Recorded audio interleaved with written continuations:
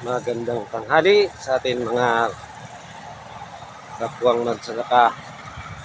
So ngayon, dito tayo ngayon sa bukid na naman. So nagbibilad ng palay kaso umulan. So tinakloban na lang muna natin.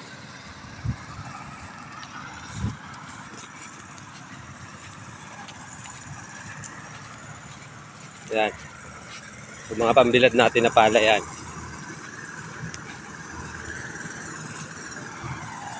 Medyo makulimlim naambon.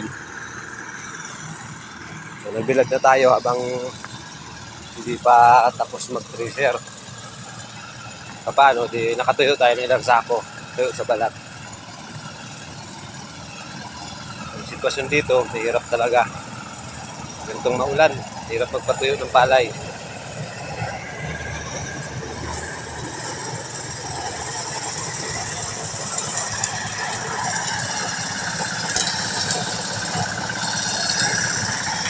Shout out kay Tito Dennis at sa mga mag-treasure.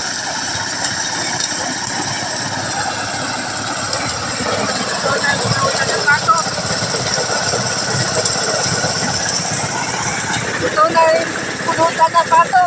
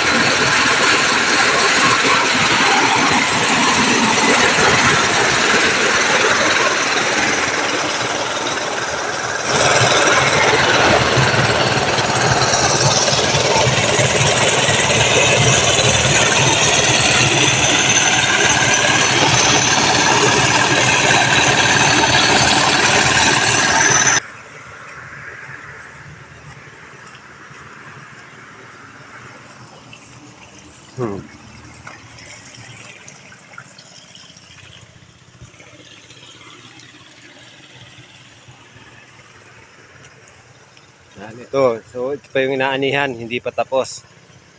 So kaya nga wala yung mga mag-ani at nagsilong kasi bigla pong umulan. So pahinga muna sila ng konting oras. Habang nagpapatuyo pa ng palay. So pumunta muna sila dun sa kubo para magkape o magmerenda.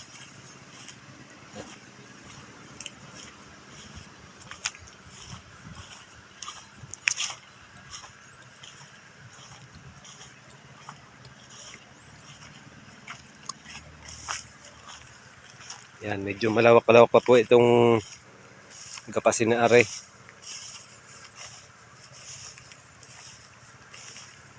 Baka ito hindi pa madali ng isang araw. So bali yung magagapas po natin ay 5 katao laang kasi may mga gawa din po sila. Ayan, kita nyo naman hinog na po.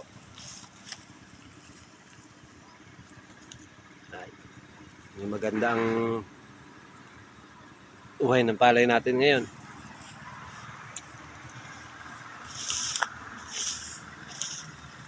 Shout out na lang daw sa lahat ng mga farmers natin, sa lahat ng mag-aani natin. Ganitong inaabot ng maulan, tag-ulan ang panahon ng pagpapaani. Ngayon, medyo nakita nyo uminit. So, tuyo tayo ng konti bago tayo mag-umpisa uli. Ito pa yung pangalawang talapok na titresirin naman natin mamaya pagkatapos doon sa isa. Yan. Hindi marami-rami din niya. Pumasok sana mga 10 sako. Yan. Bali, itong tubigan po na ito, mahigit ito isa't kalahating hektarya.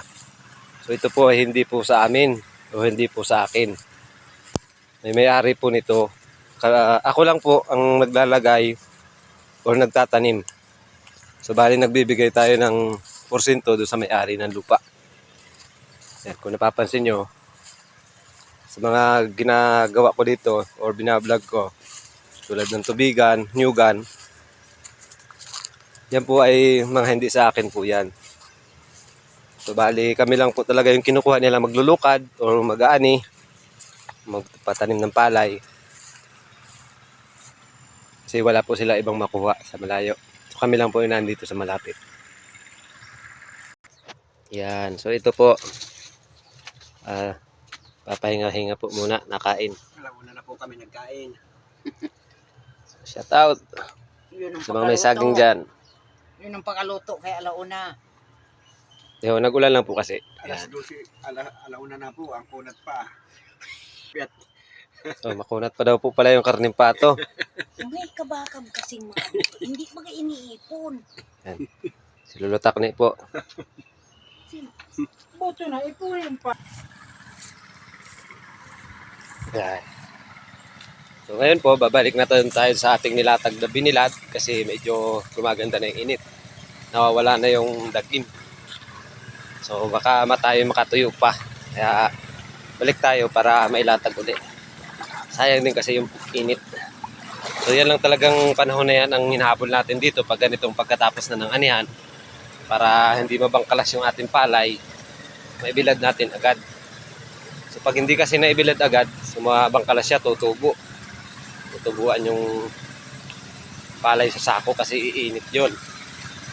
So kaya gagawa natin ngayon ng paraan na pagbilad ng mga 3 araw kasi siguro itong ating palay aabutin ito ng mga 40 hanggang 50 sako. So wala tayong solar, nabilaran, so trapal lang talaga. Yan.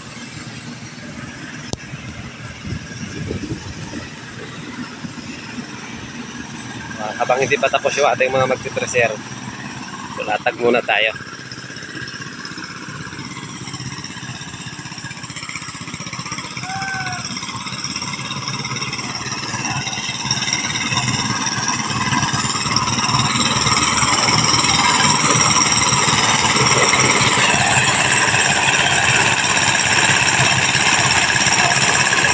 Yan na lang yan, matatapos na.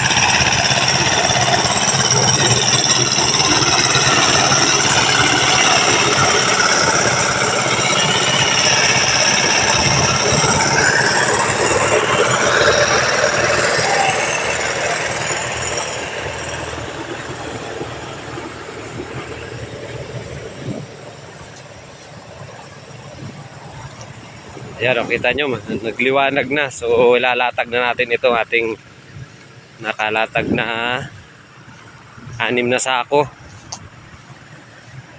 Sa bawat isang tumpok, tinalagyan na natin ito ng 1 sako, itong hilira na ito.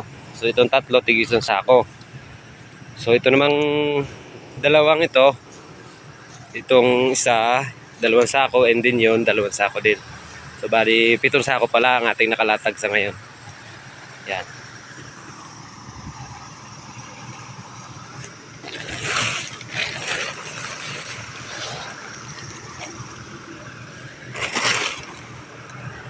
Bubuka muna natin.